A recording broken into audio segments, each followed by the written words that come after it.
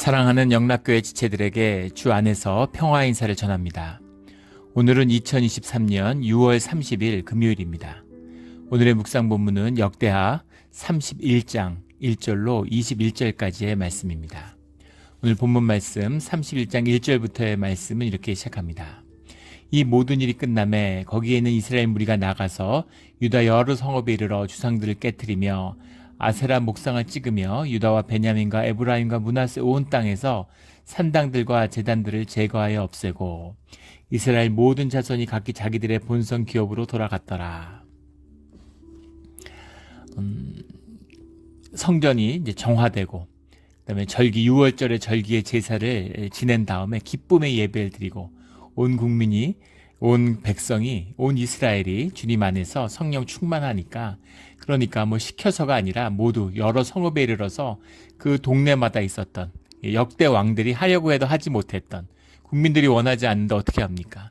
그런데 모두 다 자원하는 자발적인 심령이 되어서 영이 깨어나니까 하나의 영 안에 묶이니까 그 눈이 뜨여진 거죠. 그래서 우리가 뭐에 씌었나 어떻게 이럴 수가 있지? 이런 주상들과 목상들 아세라의 목상들을 전부 찍어서 전부 없앴다라고 하는 종교 개혁이 이루어지는 거죠.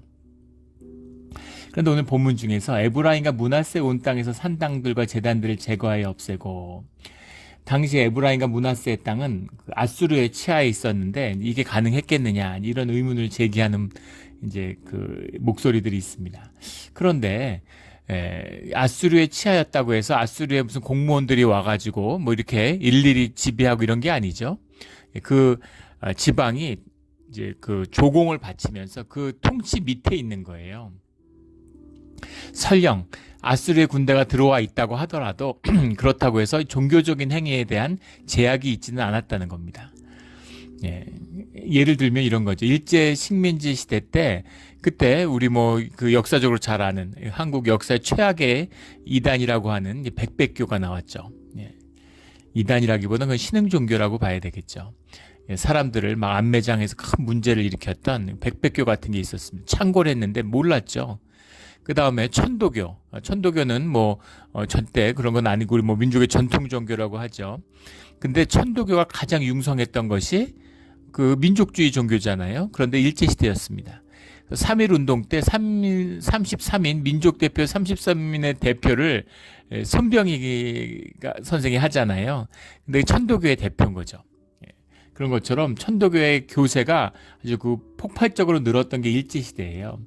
그런 걸로 봐서 아수르 그 시대에 이 옛날에 아수르의 치하였다고 해서 또 에브라임과 므낫세 사람들이 자신들의 뭐 집이나 또는 동네나 이런 데 쌓아놓은 산 위에다 쌓아놓은 제단을 없애는 걸 뭐 없애는지도 몰랐겠죠. 관심도 아마 없었을 겁니다. 이제 그런 일들이 이제 자발적으로 일어나는 거죠. 그래서 그런 막 이 성령이 충만해지니까 그 은혜가 이제 퍼져 나가는 겁니다. 2절에 히스기야가 제사장들과 레위 사람들의 반열을 정하고 다윗 때에 있었던 성전에 이제 제사를 계속 드려야 되니까 반차에 따라서 제사장들과 레위 사람들의 일이 있는 것이죠.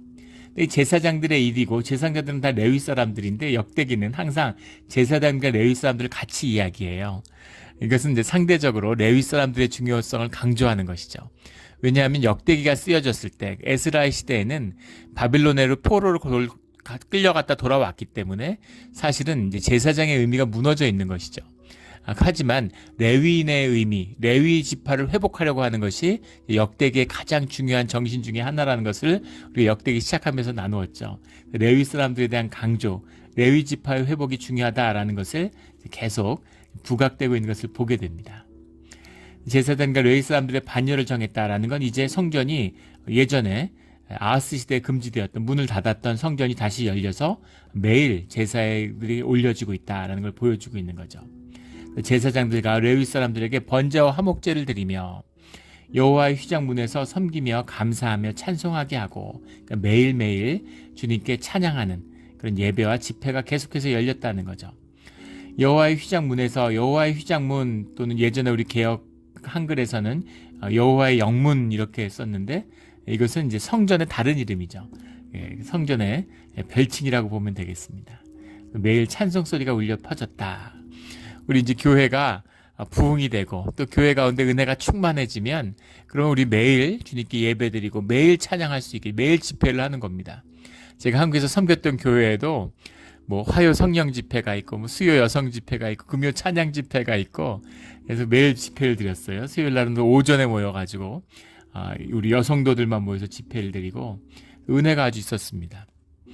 물론 그게 뭐 형식화되면 또 아무 의미가 없죠. 뭐 하던 거니까 하고 우리는 원래 이랬어. 이런 무슨 의미가 있겠습니까? 근데 사람들이 모이기에 힘쓰고 자꾸 모이고 싶고 어제 모였는데 오늘 또 모이고 싶고 우리 연애할 때 생각해 보세요. 어제 저녁에 헤어졌는데 오늘 아침에 또 만나고 싶고 그 마음이잖아요. 그런 마음으로 주님을 찾게 된다. 이제 이런 뜻이 들어있는 거죠. 매일 성전에 모여서 주님을 찬양하는 겁니다. 5절에 4절에는 왕의 재산 중에서 얼마를 정하여 여호와 율법에 기록된 대로 번제 곧 아침과 저녁 번제와 안식일과 초하루와 절기와 번제에 쓰게 하고 이건 11조가 아니라 왕이 자원하는 심령으로 자기 재산 가운데 성전을 쓰이는 제사를 위해 내어놨다는 겁니다. 그러자 자손들이 이 여호와의 백성들 이스라엘 자손들이 모두 다 자원하는 심령으로 주님께 11조를 가져왔다라는 거죠. 5절에 보면 첫 열매들을 풍성히 드렸고 또 모든 것에 11조를 많이 가져왔으며 그러니까 이 11조의 회복 레위 지파의 회복이라는 건 11조의 회복이죠.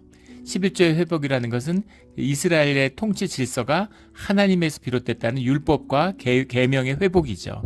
근데 그것이 이루어졌다라는 겁니다. 그래서 5절에 왕이 명령을 내림에 왕이 이제 성전을 회복하고 그것을 유지하기 위한 그 11조의 율법을 선포했는데 그런데 풍성히 드렸다라는 겁니다. 풍성히 드렸다.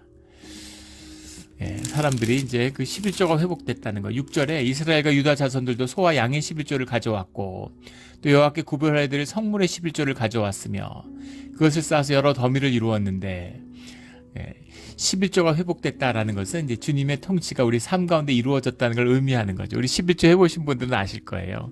11조가 쉽지 않죠. 11조 못합니다.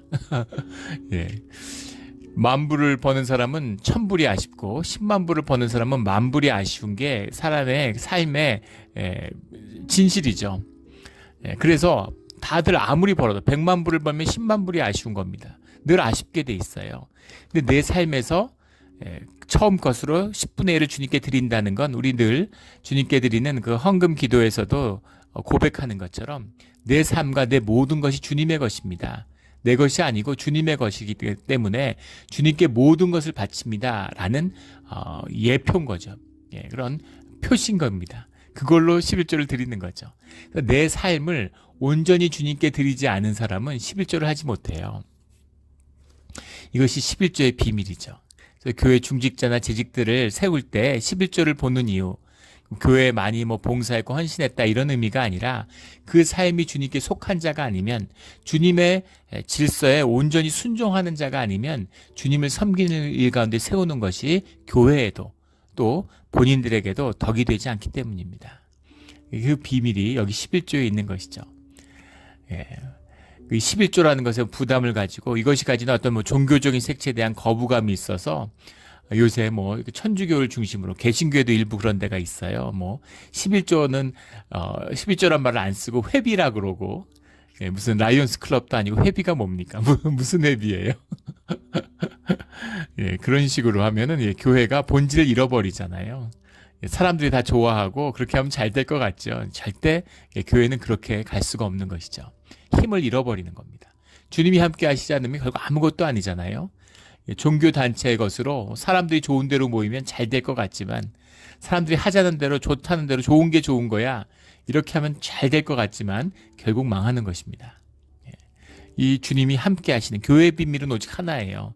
예배의 비밀은 오직 하나입니다. 주인님이 주인 되시고 주님의 임재가 함께 한다라는 그거 하나뿐이죠. 그래서 그 임재의 비밀 그 가운데 11조가 있는 것입니다. 11조를 강조하는 것이죠. 성전이 정화되고 절기가 회복된 다음에 그러니까 주님의 임재가 함께하고 예배가 회복되고 그 가운데 함께하는 성령이 충만하니까 삶 가운데 우상을 제거하고 그 삶이 주님께 돌이켜지니까 11조가 이루어지는 거죠. 이게 비밀입니다. 그래서 주님 가운데에서 삶이 회복되었다. 심령이 회복되니까 삶도 회복되는 거죠. 세상의 거짓이잖아요. 삶이 회복되면 심령이 회복되겠지. 삶도 회복 안 되고 심령도 회복 안 됩니다. 조건과 상황이 좋아지면 내가 삶이 좋아지니까 그럼 내 마음이 좋아지지 않을까? 그러지 않죠. 마음이 점점 더 어려워집니다. 그리고 더욱 조건과 환경이 좋아지지 않아요. 주님께 열심히 했는데, 좀 열심히 교회 생활을 했는데 왜 주님의 형통함이 내 가운데 이루어지지 않을까? 99%까지 왔는데 100%가 돼야 되는 겁니다. 100%가 돼야 돼요. 100%가 아니면 나띵입니다. 이게 주님의 역사하심의 비밀이에요. 종교와 신앙을 가르는 비밀입니다. 교회 생활 열심히 하는데 삶의 문제를 풀어내지 못하는 경우가 있습니다. 물론 주님이 그 삶을 붙들고 그 제목을 계속 붙들고 있는 경우도 있죠. 그걸 붙들고 계속 끌고 가는 이제 그런 것도 있습니다. 그러나 많은 경우에는 사실은 교회 생활, 종교 생활에 그치고 있기 때문인 게 많아요.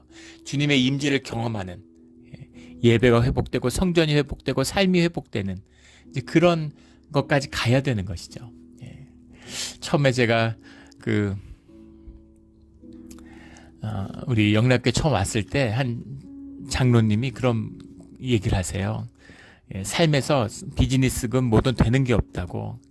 제가 너무 당연하지 않느냐고 말씀드렸어요. 교회 장로님으로 세움을 받았는데 교회가 10수년 동안 분쟁과 갈등 가운데 있는데 근데 뭐 장로님은 사업도 잘 되고 가정도 잘 되고 다 잘 되고 그런 일이 되겠습니까? 삶을 묶었는데 삶을 썩었는데 교회 안 다녔으면 그런 일이 있을 수 있겠죠.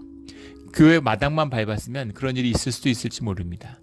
그러나 교회 중직자가 되고 교회 헌신된 교회 지도자로 세움을 받은 교회와 하나 되었는 한 몸인데 몸이 다 아픈데 뇌만 건강하고 장이 다 상했는데 위장만 건강하고 이런 몸 보셨어요? 다 하나로 묶여 있는 것이죠. 한 유기체입니다. 좋으면 다 좋고 나쁘면 다 나쁜 거예요. 이런 겁니다. 함께 잘 돼야 되는 것이죠. 이런 우리 삶의 회복이 모든 삶의 분야에서 일어나는 우리의 삶의 자리, 신앙의 자리가 되기를 주의 이름으로 축원합니다. 오늘 더미들이란 말이 계속 나오는데 더미들을 쌓기 시작하여 8절에 가면 더미를 보고 9절에 더미들에 대하여 더미들 이렇게 해서 이제 해석을 했는데 하아라모트라는 말이죠. 하아라모트라는 건 이제 영어 성경에 보면 힙, in hips, to hip 이런 식으로 힙이라고 해석을 해요. 힙이 쌓는다는 거잖아요. 쌓아 올리는 것이죠. 쌓여 있는 것도 되고 쌓아 올리는 것도 됩니다. 그런 쌓아 올림. 7절에 셋째 달에 그 더미들을 쌓기 시작하여 일곱째 달에 마친지라. 셋째 달이라고 하는 의미는 이제 오순절이죠. 우리가 지금 오순절 절기 안에 있잖아요. 오순절 후 넷째 주일을 맞이하는데 다섯째 주일 이렇게 가는데 오순절이라는 건 77절, 맥추절 이렇게 얘기하는 첫 소산물을 이제 주님께 바친 것이죠. 그래서 셋째 달이라고 하는 것은 이제 그 종교력으로 하는 거니까 5월 중순에서 6월 중순에 걸쳐 있는 지금이죠. 지금 셋째 달 종교력을 하면 유대의 종교력을 하면 그 셋째 달에 더미들을 쌓기 시작하여 일곱째 달에 마친지라. 일곱째 달이라는 건 이제 장막절, 수장절, 요즘으로 하면 추수감사절을 얘기하는 거죠. 그래서 첫 소산물을 주님에게 바칠 때부터 마지막 모든 가을의 추수가 주님 앞에 드려질 때까지 셋째 달에서 일곱째 때까지 계속해서 주님께 헌물을 쌓았다는 겁니다. 그래서 8절에 히스기야가 방백들여서 쌓인 더미를 보고 여호와를 송축하고 그의 백성 이스라엘을 축복하니라. 이렇게 시작했는데 사람들이 자원하는 심령으로 우리 이렇게 레위 지파의 의미를 깨달으니까 사람들이 그냥 레위 지파가 소중하다는 걸 알고 그들의 삶을 지키는 것과 또 성전이 소중함을 아니까 성전을 지키기 위한 가서 이런 예물들이 쌓이더라는 겁니다. 축복이죠. 얼마나 기뻤겠어요. 얼마나 기쁘겠습니까? 야, 이거 중요한 거야. 레위 지파가 회복되지 않으면 너희의 삶의 자리, 신앙이 회복되지 않아. 성전이 회복되지 않아. 성전이 회복되지 않으면 삶의 아무 문제도 회복되지 않아. 100번 말하면 뭐합니까? 사람들이 그걸 받아들이지 않으면 뭐 어떡하겠어요. 그걸 갖다 뺏겠습니까? 뭐 어떡하겠어요. 뺏어서 하면 또 무슨 의미가 있어요. 아무 의미 없는 것이죠. 근데 사람들이 와서 그걸 막 쌓는 것이죠. 그걸 보고서 얼마나 감격하고 얼마나 기쁨이 있었겠습니까? 여호와를 송축하고 그의 백성 이스라엘에 축복하니라. 이렇게 이러면 주님의 축복이 임하는 것이죠.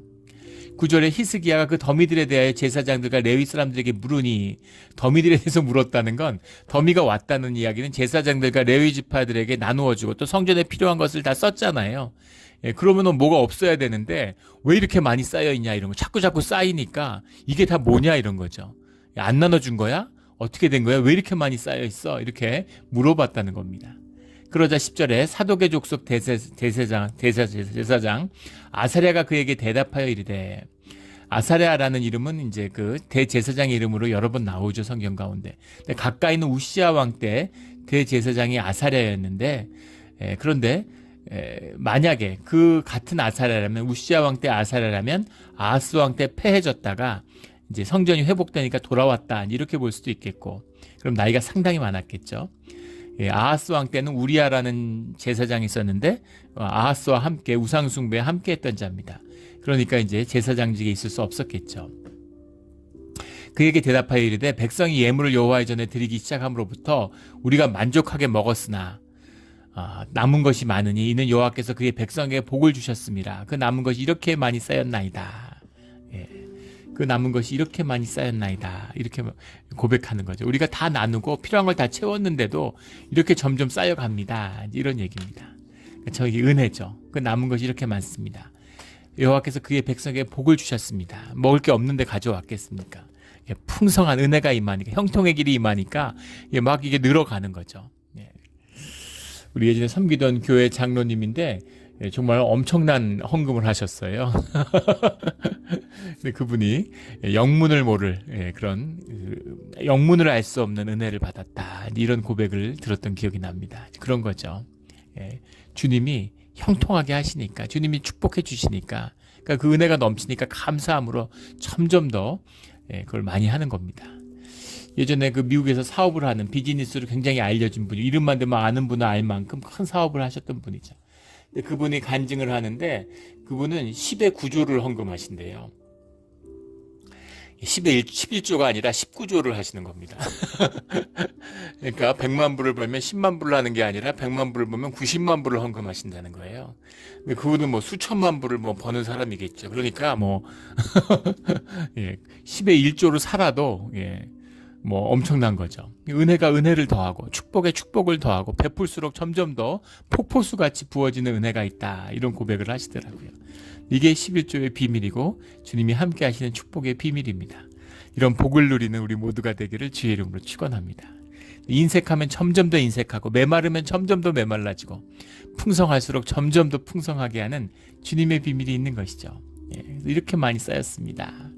은혜가 충만한 것입니다. 그 고백을 하는 거예요. 히스기야가 여호와의 전에 방들을 준비하라 하므로 그렇게 준비하고, 예전에 했던 것처럼 창고같이 3단으로 되어 있는 성전의 옆에 있는 방들에게 이런 것들을 이제 전부 다 준비하고, 또 사람들이 그래도 남으니까 다 나누어 가졌다. 이게 12절부터 쭉 나오는 19절까지의 말씀입니다. 성심으로 그 예물과 11조를 구별한 물건들을 갖다 두고, 성심으로라는 게 비에무나흐라는 거죠. 비에무나흐라는 말이 중요한 말인데, 오늘 그 두 번 나오는데, 한 번은 성심으로 이렇게 해석을 하고 20절에는 진실함으로 이렇게 해석을 했어요. 이렇게 해석을 하면 안 되죠. 한 단어면 원문에 같은 단어로 해석을 해야 됩니다. 진실함으로 했다. 주님 앞에 꾸밈이 없는, 감출 것이 없었다라는 거죠. 11조는 성전에 드려야 되는 것이고, 그 나머지 것들은 나눠 가질 수 있으니까 사람들이 만약에 욕심이 있었다면 나눠 가지려고 하고, 제사장들은 자기들이 더 많이 가져가려고 11조로 돌릴 수도 있었겠죠. 그러지 않았다라는 겁니다. 주님이 함께 하시니까. 베에무나흐라는 말은 이제 원형이 아만이라는 말이죠. 아만, 이건 뭔지 견고함, firmness 이런 뜻도 있고, 충성되다, 물론 fidelity 이런 뜻도 들어 있습니다. 그런데 주님 앞에 감춤이 없는, 주님 앞에 숨길 것이 없는, 그거죠. 신령과 진정으로 할 때 진정으로, 주님 앞에 진정으로 하는 건 자원함으로, 신령이라고, 그때 신령도 사실은 진실함이죠. 감출 것이 아무것도 없는, 꾸밈이 없는 그런 나의 나됨으로 주님 앞에 나왔다, 이런 말입니다. 무슨 말이냐면, 무슨 주님 앞에 와서 멋있고 무슨 의롭게 신앙생활 하는 것처럼 그럴 필요 없다는 겁니다. 그냥 자연스럽게 나의 나된 모습으로, 미숙하면 미숙한 대로, 죄인이면 죄인인 대로 주님 앞에 나와서 주님을 섬기는 자가 된다라는 뜻이죠. 14절에 동문지기 레위 사람 임나의 아들 고레는 즐거이 하나님께 드리는 예물을 맡아. 즐거이 하나님께 드리는 예물이라는 말은 감사의 예물이죠. 무슨 율법이나 절기에 정해진 그런 것이 아니라 11조가 아니라 그냥 감사하는 마음으로 주님께 그냥 너무 감사해서 드리고 싶은 그런 예물이었다는 겁니다. 여호와께 드리는 것과 모든 지성물들을 나눠주며, 여기서 지성물을 나눴다는 건 이제 제사장들에게 주었다는 얘기죠. 지성물이라는 게 이제 하코다심이라는 말인데, 하코다심이 코데시 구별되었다, 성별했다, 성물이죠. 뭐 지성물 이렇게 이렇게 어파트니스 구별된 것을 나누었다랍니다. 나눠주다 라테스라는 말인데 디스트리뷰트 영어로 하면 이렇게 쭉 배포하는 코이노니아죠. 코이노니아가 이루어졌다 이렇게 보시면 되겠습니다. 사람들이 그 필요에 따라 다 나누고 풍성하게 나누었다. 모든 사람들에게 다 나누어 가졌다라는 겁니다. 이것이 헌금의 정신이죠. 다 같이 나누는 것. 누구도 내 것을 내 것이라고 할 수 없는 연보죠. 헌금이 연보잖아요. 본질이 연보입니다. 다 같이 나누는 거예요. 풍성하게 나누는 것이죠.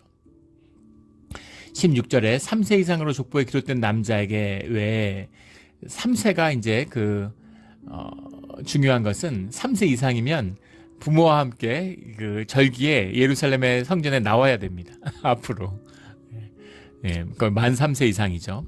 그러니까 걸어갈 수 있고, 그런 사람들은 그 성전에 참석한 것으로서 자기의 분깃을 받아요. 그것을 가르는 기준이 3세입니다. 3세 미만은 이제 그 부모가 받은 걸 나눠 먹는 것이죠. 그런데 3세 이상인 건 자신이 성전 앞에 서야 하는 이제 그런 자세가 그런 자리에 있는 것이다라는 거죠. 이 말씀 때문에 우리 예전에 섬겼던 교회에 있는 집사님은 유치원도 가기 전이었는데 그때부터 어머니가 그 새벽 기도를 데리고 나가셨대요. 지금 같으면 상상도 되지 않는 모습이죠. 그래서 그 유치원도 4살, 5살 때 이렇게 무릎을 꿇고 앞에서 이제 기도하다가 이렇게 꾸벅꾸벅 졸죠. 당연히 졸죠. 애들이 잠이 많으니까. 그때마다 어머니가 뒤통수를 때려가지고 그게 평생 잊혀지지가 않는다. 그런 고백을 들은 기억이 납니다. 네, 그런 이렇게 애를 억지로 끌고 가고, 물론 또 부모의 마음이 어떤 것이었을지, 주님을 꼭 만나야 된다고 하는 부모의 그 절실한 마음이 어떤 것이었을지 충분히 이해하고도 남죠. 3세 이상이라는 건 걸어 다닐 수만 있으면 성전에 나와야 된다, 이런 뜻이 들어있는 거죠. 17절에는 20세 이상에서 레위 족속들은 직무를 맡은 레위 사람들에게 나눠주며, 20세라는 건 레위인들이 일할 수 있는, 레위 지파라고 다 일하는 건 아니고 만 20세가 돼야 성전의 일을 볼 수 있는 것이죠. 공직에 나가려면 30세가 돼야 되죠. 그런 나이의 의미가 있는 겁니다. 나눠주었으니 나눠주며 라는 오늘 말씀이 계속 나와요. 그러니까 은혜가 충만하고 삶이 11조가 주님께 드려지니까 모든 삶이 그 삶 가운데서 코이노니아가 이루어졌다는 겁니다. 이것이 하나님 나라가 이루어지는 것이, 하나님의 통치가 이루어지는 증거가 코이노니아예요. 여기까지 가야 되는 겁니다. 교회 안에 부자가 있고 가난한 사람이 있으면 안 되겠죠. 다 같은 가족인데 주님의 은혜에 충만해서 한 가족이 되면 이게 풍성하게 나누어져야 되는 거예요. 연보로서 모든 이 풍성한 것이 나누어져야 되는 겁니다.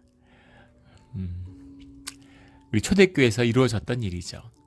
이 은혜가 우리 신앙생활 가운데에서, 교회 가운데 다시 회복되는 것을 한번 보게 되기를 간절히 소망합니다. 그런 은혜가 하늘로부터 임하기를 예수 그리스도 이름으로 축원합니다. 교회가 이루어졌다라는 겁니다. 19절에 들에 사는 아론의 자손 제사장들에게도 예루살렘 성전에 예루살렘에 사는 것이 아니라 들에 있는 각 지파에서 살아가고 있는 그런 이제 제사장들을 이야기하는 거죠. 그들에게도 나누어졌다. 20절에 히스기야가 온 유다와 이같이 행하되 그가 하나님 여호와 보시기에 선과 정의와 진실함으로 행하였으니, 선이라고 하는 것 우리 수없이 나오는 단어죠. 하토부인데 토부라는 말 이제 굿이라는 뜻되고 영어로는 pleasant, 그것도 됩니다. 선하다도 되고 기쁨도 되는 거죠. 이건 사실은 한 동전의 양면 같은 것이죠. 그런 선한 마음, 기쁨의 마음, 그런 마음. 그리고 정의라는 것은 이제 또 우리 앞에서 쭉 나올 땐 정직이라고 해석했는데 여기서 정의라고 해석했어요. 야사르라는 말이죠. straightforward, 예. 곧게 한다, right. 예. 예. 그 선대 왕들처럼 정직하게 행하였으니 할 때 그 정직입니다. 바르게 행했다. 이건 율법을 지켰다. 예. 법을 공정하게 행했다. 이제 의 의무죠. 진실함으로 하는, 진실함이라는 게 하에메트 앞에 나온 어떤 아만이라는 말, 예.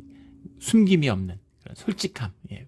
거짓이 없는 그런 마음으로 여호와 보시기에 선과 정의와 진실함으로 행했다. 예, 그래서 히스기야의 이 종교개혁이 이루어지는 겁니다. 21절에 하나님을 찾고 한 마음으로 행하여 형통하였더라. 주님 안에서 형통의 길이 열린 것이죠. 큰 축복이 유다와 예루살렘에 임한 것입니다.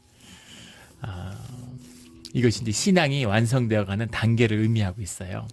근데 이것이 우리가 계시록에서 말하는 하나님 예배의 완성은 아니죠. 그것은 주님이 오셔야 되는 겁니다. 그러면 이 은혜의 비밀은 무엇일까? 이 모든 것이 축복과 은혜가 임하고 나니까 이제 32장이 되면 아수르의 군대가 예루살렘에 이제 찾아오는 것이죠.